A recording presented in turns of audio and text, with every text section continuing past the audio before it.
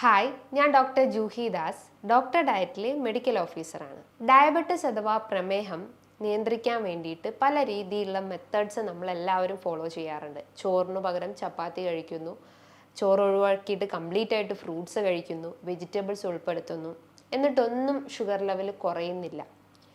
എന്നാൽ ഇന്നത്തെ വീഡിയോയിലൂടെ നമുക്ക് ഷുഗർ എങ്ങനെ പൂർണ്ണമായിട്ടും കുറയ്ക്കാം, അല്ലെങ്കിൽ മരുന്നില്ലാത്ത ഒരു ബ്ലഡ് ഷുഗർ എങ്ങനെ നമുക്ക് മെയിൻറ്റെയിൻ ചെയ്യാമെന്ന് ഇന്നത്തെ വീഡിയോയിലൂടെ നമുക്കൊന്ന് ഡിസ്കസ് ചെയ്യാം.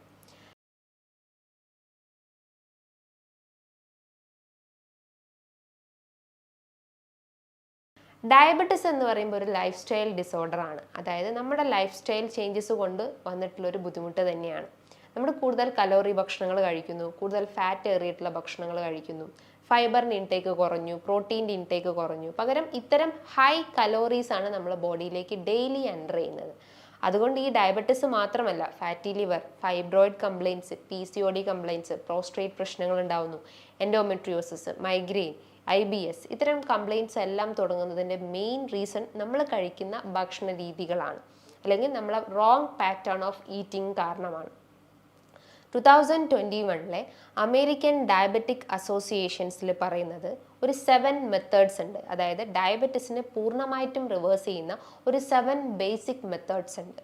അതിലാദ്യത്തേത് ഷുഗറിൻ്റെ ഇൻടേക്ക് മാക്സിമം റെഡ്യൂസ് ചെയ്യാൻ ശ്രമിക്കുക. നിങ്ങൾ കഴിക്കുന്ന ചായയിലും പഞ്ചസാര, അതേപോലെ തന്നെ കോഫിയിലും ഒന്ന് ആഡ് ചെയ്യുന്ന പഞ്ചസാര മാത്രമല്ല, നിങ്ങൾ കഴിക്കുന്ന ചോക്ലേറ്റ്സിലും, പേസ്ട്രി, ബിസ്ക്കറ്റ്സിൽ, ബന്ന്, ബർഗർ, പപ്സ്, അതേപോലെ തന്നെ ചോറ്, ഇഡ്ഡലി, ദോശ, ഇതിലെല്ലാം ഒരു മിതമായ രീതിയിൽ ഷുഗറിൻ്റെ ഇൻടേക്ക് ഉണ്ട്, അല്ലെങ്കിൽ ഷുഗറിൻ്റെ അളവ് കൂടുതലാണ്. അപ്പോൾ ഷുഗറിൻ്റെ ഇൻടേക്ക് മാക്സിമം റെഡ്യൂസ് ചെയ്യാൻ ശ്രമിക്കുക. 4 നേരം നിങ്ങൾ ചോറ് കഴിക്കുകയാണെങ്കിൽ അത് 2 നേരം, പിന്നെ അത് 1 നേരം എന്നുള്ള രീതിയിലേക്ക് കൊണ്ടുവരാൻ ശ്രമിക്കുക. ചോറിന് പകരം നിങ്ങൾക്ക് ചപ്പാത്തി കഴിക്കാമോ? കഴിക്കാം. പക്ഷേ അതിൻ്റെ അളവ്, അതില്ലെങ്കിൽ അതിന് കൂടെ കഴിക്കുന്ന ഭക്ഷണങ്ങളാണ് കൂടുതലായിട്ടും പ്രിഫറൻസ് കൊടുക്കേണ്ടത്. 2 ചപ്പാത്തി, അതിനോടൊപ്പം നിങ്ങൾക്ക് സാലഡ്സോ അല്ലെങ്കിൽ എന്തെങ്കിലും ധാന്യങ്ങൾ അല്ലെങ്കിൽ പ്രോട്ടീൻസ് ചേർത്തിട്ടുള്ള ഭക്ഷണങ്ങൾ ഉൾപ്പെടുത്താൻ ശ്രമിക്കുക. വൈറ്റ് റൈസിന് പകരം നിങ്ങൾ ബ്രൗൺ റൈസ് പ്രിഫർ ചെയ്യുക. അതായത് ആ ഒരു ഷുഗറി ഫോമിൽ നിന്നും കൂടുതൽ തവിടേറിയിട്ടുള്ള ഭക്ഷണങ്ങളിലേക്ക് കൺവേർട്ട് ചെയ്യാൻ ശ്രമിക്കുക. അതാണ് ഫസ്റ്റ് മെത്തേഡ്സ് എന്ന് പറയുന്നത്. ഇനി രണ്ടാമത്തെ മെത്തേഡ് ക്വാണ്ടിറ്റിയാണ് കൂടുതലായിട്ടും പ്രിഫറൻസ് കൊടുക്കുന്നത്. ക്വാണ്ടിറ്റി എന്ന് പറയുമ്പം നിങ്ങൾക്ക് 3 നേരം നിങ്ങൾ ഭക്ഷണം കഴിക്കുന്നതിൻ്റെ ആ ഒരു അളവ് കുറച്ചിട്ട് അത് 6 നേരമാക്കിയിട്ട് കഴിക്കാൻ ശ്രമിക്കുക. അതായത് രാവിലെ നിങ്ങൾ കഴിക്കുക, അതിൻ്റെ അളവ് കുറയ്ക്കുക. അതേപോലെ തന്നെ 11 മണിക്ക് എന്തെങ്കിലും ഒരു എമൗണ്ട് ഓഫ് ഫുഡ് ഐറ്റംസ്, അതേപോലെ തന്നെ ഉച്ചയ്ക്ക്, അങ്ങനെ ഒരു 6 നേരം എന്നുള്ള രീതിയിലേക്ക് അളവ് കുറച്ച് കൊണ്ടുവരാൻ ശ്രമിക്കുക. അതായത് ക്വാണ്ടിറ്റി കുറച്ചിട്ട് നമ്മൾ ആ ഒരു ക്വാളിറ്റി ഇമ്പ്രൂവ് ചെയ്യാൻ ശ്രമിക്കുക. അതായത് അതിൽ കഴിക്കുന്ന ന്യൂട്രിയൻസ് എല്ലാം നല്ല എഫക്റ്റീവ് ആയിരിക്കും, നമ്മുടെ ബോഡിക്ക് ആവശ്യമായിട്ടുള്ള ന്യൂട്രിയൻസ് മാക്സിമം ഉൾപ്പെടുത്താൻ ശ്രമിക്കുക. അതാണ് നെക്സ്റ്റ് മെത്തേഡ് എന്ന് പറയുന്നത്. ഇനി മൂന്നാമത്തത് എക്സസൈസ് ആണ്. എക്സസൈസ് എന്ന് പറയുമ്പോൾ പലരും ചിന്തിക്കുന്നത്, ഞാൻ നടക്കാറുണ്ട് ഡോക്ടറെ, ഒരു 10 മിനിറ്റ് ഞാൻ രാവിലെ നടക്കാറുണ്ട്, അപ്പോൾ എനിക്ക് നല്ലൊരു റിലീക്സ് അല്ലെങ്കിൽ ഒരു റിലാക്സ് ഫീലിംഗ് എന്നുള്ള ആ ഒരു ഇതിലേക്ക് വരാറുണ്ട്. പക്ഷെ അതിനോടൊന്നും കാര്യമില്ല. നടത്തം എന്ന് പറയുമ്പോൾ നന്നായിട്ട് ബോഡി വർക്കൗട്ട് ചെയ്യണം. നമ്മുടെ കാഫ് മസിൽസ് അല്ലെങ്കിൽ തൈ മസിൽസ് എല്ലാം നന്നായിട്ട് വർക്കൗട്ട് ചെയ്ത് കഴിഞ്ഞാലേ ഉള്ളൂ ആ ഒരു ഗ്ലൂക്കോസ്, ഹൈ ലെവലായിട്ടുള്ള ഗ്ലൂക്കോസ് ലെവൽസിനെ നമുക്ക് റെഡ്യൂസ് ചെയ്യാൻ പറ്റത്തുള്ളൂ. അപ്പോൾ വർക്കൗട്ട്സ് അത്യാവശ്യമായിട്ടുള്ള ഒരു കാര്യം തന്നെയാണ്. നാലാമത്തെ ഒരു മെത്തേഡ് എന്ന് പറയുന്നത് ഫോളോയിങ് ഇന്റർമീഡിയറ്റ് ഫാസ്റ്റിംഗ്. ഇടവിട്ടുള്ള ഉപവാസം ഫോളോ ചെയ്യാൻ ശ്രമിക്കുക. 24 ഹവേഴ്സിന് നമ്മൾ 2 ഡിവിഷൻസ് എടുക്കുക. അതായത് 16 ഹവേഴ്സ് ഫാസ്റ്റിങ്ങും റിമൈനിങ് 8 ഹവേഴ്സ് നിങ്ങൾക്ക് ഫുഡ് കഴിക്കാം. ഫുഡ് കഴിക്കുക എന്ന് പറയുമ്പോൾ വലിച്ചു വാരി ഫുഡ് കഴിക്കരുത്, ഒരു മിതമായ രീതിയിൽ മാത്രം ഫോളോ ചെയ്യാൻ ശ്രമിക്കുക. അതായത് ഈ ഒരു ഇന്റർമീഡിയറ്റ് ഫാസ്റ്റിങ്സ് നിങ്ങൾ വീക്ക്ലി വൺസോ അല്ലെങ്കിൽ വീക്ക്ലി ട്വൈസോ ഫോളോ ചെയ്യുകയാണെങ്കിൽ ബോഡിയിൽ ഉണ്ടാവുന്ന എക്സസ് ആയിട്ടുള്ള കലോറീസിനെ സ്മൂത്ത് ആയിട്ട് ബേൺ ഔട്ട് ചെയ്യാൻ സഹായിക്കുന്നതാണ്. അതായത് ഫാറ്റ് മെറ്റബോളിസം സ്മൂത്ത് ആക്കാൻ സഹായിക്കുന്നതാണ്. അപ്പം ആ ഒരു സെൻട്രൽ ഒബേസിറ്റി അല്ലെങ്കിൽ വയറിലുണ്ടാവുന്ന കൊഴുപ്പ് അല്ലെങ്കിൽ കുടവയറിൻ്റെ പ്രശ്നങ്ങളൊക്കെ ഉണ്ടെങ്കിൽ അതിനെ സ്മൂത്ത് ആയിട്ട് കുറയ്ക്കാൻ സഹായിക്കുന്നതാണ്. ഇനി അഞ്ചാമത്തെ ഒരു മെത്തേഡ് എന്ന് പറയുന്നത് വൈറ്റമിൻ ഡി ആണ്. പലർക്കും ഒരു ഡൗട്ടാണ്, വൈറ്റമിൻ ഡിയും തൈറോയിഡ് അല്ലെങ്കിൽ ഈ ഒരു ഡയബറ്റീസ് ഒക്കെ ആയിട്ട് എന്താണ് ബന്ധമുള്ളത്? വൈറ്റമിൻ ഡി ഓൾ ടുഗദർ ആയിട്ട് നമ്മുടെ ബോഡിയിലെ എല്ലാ ഫങ്ഷൻസിനെയും പ്രൊമോട്ട് ചെയ്യുന്നുണ്ട്. നമ്മുടെ ഗ്രോത്ത്, ഡെവലപ്മെന്റ്സ്, അതേപോലെ തന്നെ ദഹന വ്യവസ്ഥ, അതേപോലെ തന്നെ ഇൻസുലിൻ റെസിസ്റ്റൻസ്, ഇതിനെല്ലാം കൺട്രോൾ ചെയ്യുന്നത് വൈറ്റമിൻ ഡി ആണ്. അപ്പം വൈറ്റമിൻ ഡി അടങ്ങിയിട്ടുള്ള ഭക്ഷണങ്ങൾ മാക്സിമം ഉൾപ്പെടുത്താൻ ശ്രമിക്കുക. പകരം നാച്ചുറൽ സോഴ്സ് ആയിട്ടുള്ള നന്നായിട്ട് വെയിൽ കൊള്ളാൻ ശ്രമിക്കുക. ഒരു 10 മണി മുതൽ 3 മണിയും ഇടയിലുള്ള ആ ഒരു 15 മിനിറ്റുള്ള വെയിൽ മാക്സിമം കൊള്ളാൻ ശ്രമിക്കുക.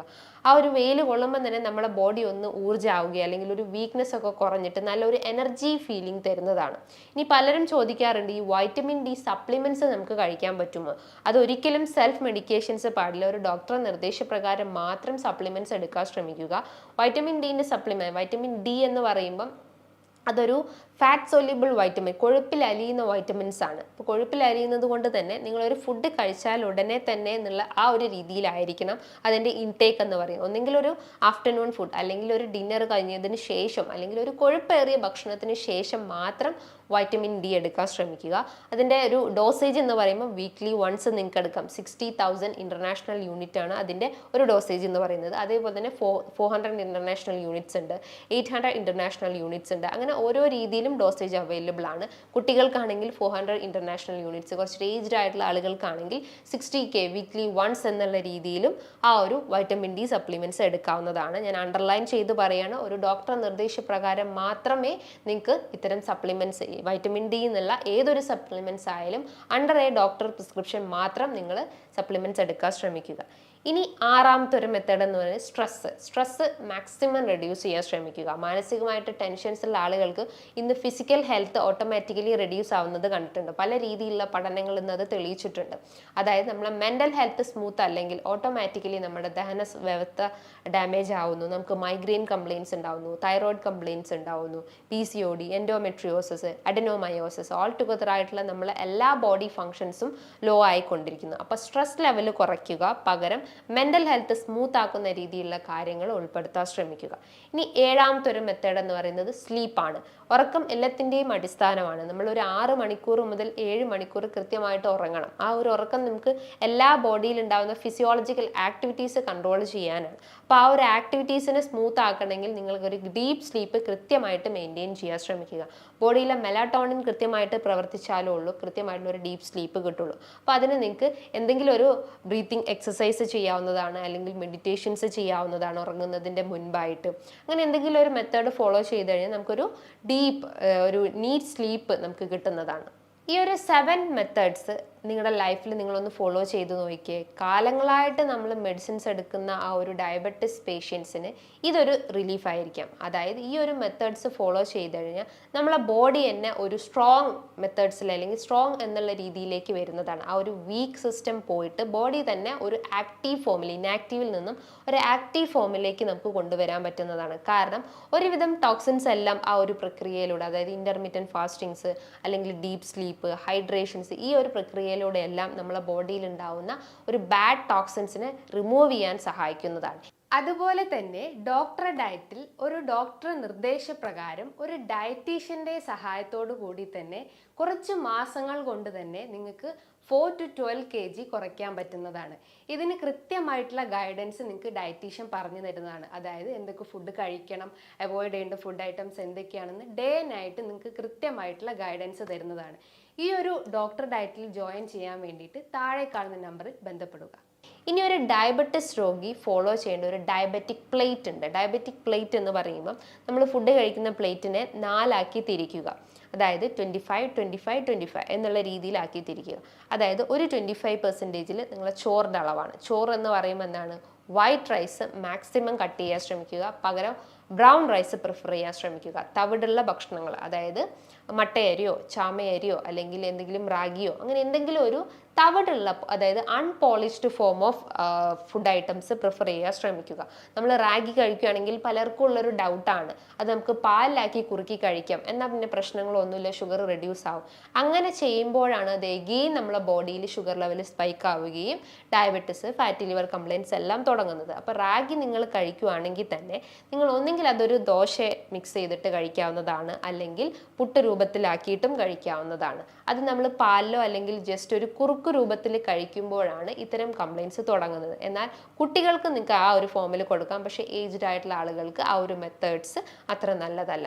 അതേപോലെ തന്നെ ഓട്സ് നിങ്ങൾക്ക് പ്രിഫർ ചെയ്യാവുന്നതാണ്. ഓട്സ് എന്ന് പറയുമ്പോൾ നിങ്ങൾ ഇന്ന് കടയിൽ നിന്ന് മേടിക്കുന്ന ഇൻസ്റ്റൻറ്റ് ഓട്സ് അല്ല, സ്റ്റീൽ കട്ട് ഓട്സ് പ്രിഫർ ചെയ്യാവുന്നതാണ്. സ്റ്റീൽ കട്ട് ഓട്സ് എന്ന് പറയുമ്പോൾ അതൊരു അൺപോളിഷ്ഡ് ഫോം ഓഫ് കാർബോഹൈഡ്രേറ്റ്സ് ആണ്. അതായത് അതിൻ്റെ ധാന്യങ്ങളും അതിൻ്റെ ആ ഒരു കോട്ടിങ്സ് എല്ലാം ഒഴിവാക്കാത്ത രീതിയിൽ ആ ഒരു ഫുള്ളി എക്സിസ്റ്റ് ചെയ്യുന്ന ആ ഒരു ഓട്സ് ആണ് കൂടുതൽ പ്രിഫർ ചെയ്യേണ്ടത്. ഓട്സ് ഈ പറഞ്ഞ പോലെ തന്നെ നിങ്ങൾ ഒരിക്കലും ഒരു വെള്ളത്തിലോ അല്ലെങ്കിൽ ജസ്റ്റ് ഒന്ന് പാലിലോ മിക്സ് ആക്കി കഴിക്കരുത്. കഴിക്കുകയാണെങ്കിൽ തന്നെ നിങ്ങൾ അതൊരു ഓംലെറ്റ് ആക്കിയിട്ടോ അല്ലെങ്കിൽ ജസ്റ്റ് എന്തെങ്കിലും ഒരു സാലഡ്സിലൊക്കെ ഒന്ന് ആഡ് ചെയ്തിട്ട് ആ ഒരു ഫോം ഓഫ് ഈറ്റിംഗ് ആണ് കുറച്ചുകൂടി ബെറ്റർ ആയിട്ടുള്ള ഒരു കാര്യം. അപ്പോൾ ആ ഒരു ഡയബറ്റിക് പ്ലേറ്റ്സിൽ ഈ ഒരു മെത്തേഡ്സ് ആദ്യം ഉൾപ്പെടുത്തുക. അതായത് 25% മാക്സിമം ഗ്രെയിൻസ്, അതായത് തവിടോട് കൂടിയിട്ടുള്ള ഭക്ഷണങ്ങൾ ഉൾപ്പെടുത്താൻ ശ്രമിക്കുക. ഇനി വരുന്ന 25% അകത്ത് നിങ്ങൾ ഫ്രൂട്ട്സ് ഉൾപ്പെടുത്തുക. അതായത് ഫ്രൂട്ട്സ് എന്ന് പറയുമ്പോൾ especially kiwi, orange, cherry, berries, banana ഇതൊക്കെയാണ് മെയിനായിട്ട്, അല്ലെങ്കിൽ ഗോവ, ഇതൊക്കെ ധാരാളം മാക്സിമം നിങ്ങൾ ഭക്ഷണത്തിൽ ഉൾപ്പെടുത്താൻ ശ്രമിക്കുക. ഇതിലൊക്കെ ധാരാളം മൈക്രോ ന്യൂട്രിയൻസ് ഉണ്ട്, വൈറ്റമിൻ സി അടങ്ങിയിട്ടുണ്ട്, ആൻറ്റി ഓക്സിഡൻറ്റ് പ്രോപ്പർട്ടി ഉണ്ട്. അപ്പോൾ ഇത് മാക്സിമം നിങ്ങളെ ഭക്ഷണത്തിൽ ഉൾപ്പെടുത്താൻ ശ്രമിക്കുക. ഇനി വരുന്ന 25% വെജിറ്റബിൾസ് ആണ്. വെജിറ്റബിൾസ് എന്ന് പറയുമ്പോൾ ക്രൂസിഫറസ് വെജിറ്റബിൾസ്, ലീഫി വെജിറ്റബിൾസ് ഉൾപ്പെടുത്താവുന്നതാണ്. അതേപോലെ തന്നെ ആൻറ്റി ഓക്സിഡൻസ് റിച്ച് ആയിട്ടുള്ള ഇഞ്ചി, വെളുത്തുള്ളി, കുരുമുളക്, കറുവപ്പട്ട ഇതൊക്കെ ധാരാളം മാക്സിമം നിങ്ങളെ ഭക്ഷണത്തിൽ ഉൾപ്പെടുത്താവുന്നതാണ്. വെജിറ്റബിൾസ് ആണെങ്കിൽ നിങ്ങൾക്ക് അത് സാലഡ്സ് ആക്കി കഴിക്കാവുന്നതാണ്. കുക്കുംബർ, ക്യാരറ്റ്, ഒനിയൻ അല്ലെങ്കിൽ ടൊമാറ്റോ ഒക്കെ വെച്ചിട്ട് നന്നായിട്ട് സാലഡ്സ് ആക്കി കഴിക്കാവുന്നതാണ്. കാരണം ടൊമാറ്റോയിലൊക്കെ ധാരാളം ആൻറ്റി ഓക്സിഡൻസ് അടങ്ങിയിട്ടുണ്ട്. ലൈക്കോപ്പിൻ പ്രോപ്പർട്ടി ഉള്ളത് കൊണ്ട് തന്നെ ഹൃദയത്തിൻ്റെ ആരോഗ്യം മെച്ചപ്പെടുത്തുന്നതാണ്, ഹൃദയത്തിലേക്കുള്ള ആ ഒരു ബ്ലഡ് ഫ്ലോ സ്മൂത്ത് ആക്കാൻ സഹായിക്കുന്നതാണ്. അപ്പോൾ സാലഡ്സ് ഫോമിൽ നിങ്ങൾക്ക് വെജിറ്റബിൾസും ഫ്രൂട്ട്സും പ്രിഫർ ചെയ്യാവുന്നതാണ്. ഇനി വരുന്ന 25% ഫൈബേഴ്സ് ആണ്. ഫൈബേഴ്സ് എന്ന് പറയുമ്പോൾ ഈ ഫ്രൂട്ട്സിലും വെജിറ്റബിൾസിലും കാണപ്പെടുന്നത് തന്നെ. അതോടൊപ്പം തന്നെ നിങ്ങൾക്ക് നട്ട്സ് എടുക്കാവുന്നതാണ്. അതായത് ഡെയിലി ഒരു 4-5 കാഷ്യൂ വെച്ച് കഴിക്കാവുന്നതാണ്, ഒരു 10 ഗ്രൗണ്ട് നട്ട്സ് കഴിക്കാവുന്നതാണ്. അതേപോലെ തന്നെ ബദാം എടുക്കാവുന്നതാണ്, ബ്രസീൽ നട്ട്സ് എടുക്കാവുന്നതാണ്. ബ്രസീൽ നട്ട്സിൽ ധാരാളം സെലീനി ഉള്ളത് കൊണ്ട് തന്നെ തൈറോയിഡ് ഹെൽത്ത് സ്മൂത്ത് ആക്കാൻ സഹായിക്കുന്നതാണ്. അപ്പം നട്ട്സ് നിങ്ങളൊരു സൈഡ് പ്രിഫറൻസ് കൊടുക്കാവുന്നതാണ്. അപ്പം ഇങ്ങനെ ഒരു പാറ്റേൺ ആയിരിക്കണം നിങ്ങളുടെ ഡയബറ്റിക് പ്ലേറ്റ് എന്ന് പറയുന്നത്. പകരം നിങ്ങൾ എന്താ ചെയ്യുന്നത്, നിങ്ങളൊരു കുമ്പാരം നിറയെ ചോറ് എടുക്കുന്നു, അതിൻ്റെ ഒരു 1/4 ഭാഗം മാത്രമായിരിക്കും നിങ്ങൾ കഴിക്കുന്ന പച്ചക്കറികളും തോരനും കറിയും ഉൾപ്പെടുന്നു. എന്നാൽ ഈ ഒരു മെത്തേഡ്സ് ഒഴിവാക്കിയിട്ട് നിങ്ങൾ ഈ ഒരു ഡയബറ്റിക് പ്ലേറ്റ് ഒന്ന് ഫോളോ ചെയ്ത് നോക്കിയേ. ഒരു മാസം അല്ലെങ്കിൽ 1-2 മാസം കൊണ്ട് തന്നെ നിങ്ങളുടെ ആ ഒരു സ്പൈക്കായി കിടക്കുന്ന ഷുഗർ ലെവൽ ഈസി ആയിട്ട് റെഡ്യൂസ് ചെയ്യാൻ പറ്റുന്നതാണ്. സോ ഈ പറഞ്ഞിട്ടുള്ള കാര്യങ്ങൾ നിങ്ങൾക്ക് മനസ്സിലായെന്ന് ഞാൻ വിചാരിക്കുന്നു. ഇനി ഇതുമായി ബന്ധപ്പെട്ട് എന്തെങ്കിലും ഡൗട്ട്സ് ഉണ്ടെങ്കിൽ താഴെ കാണുന്ന നമ്പറിൽ കോൺടാക്ട് ചെയ്യാവുന്നതാണ്. നല്ലൊരു ഹെൽത്ത് ടോപ്പിക്കുമായി വീണ്ടും കാണാം. താങ്ക്